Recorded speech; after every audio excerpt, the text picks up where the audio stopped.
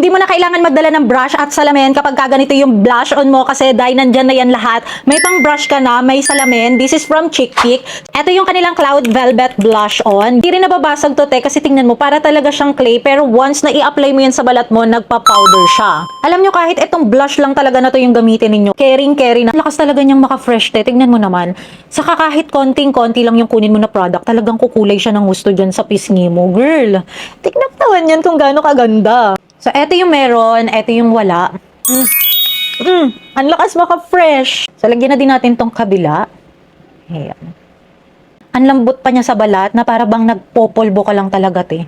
Travel friendly pa, te, kasi tingnan mo naman yung lagayan niya, napaka-compact. Kahit nga sa bulsa mo kasyang-kasya yan, hindi nakakatamad dalahin, 'di ba? And naka buy one get one din pala sila ngayon. So ikaw yung mamimili ng shade na gusto mo. Etong ginamit ko ay shade M04. So ikaw na lang yung pumili ng shade na bet mo diyan. Ilalagay ko na lang sa basket para makapag-check out ka na din. Super affordable lang nito, te, kaya wag ka na magkuripot. Deserve mo ng ganyan kagandang blush on.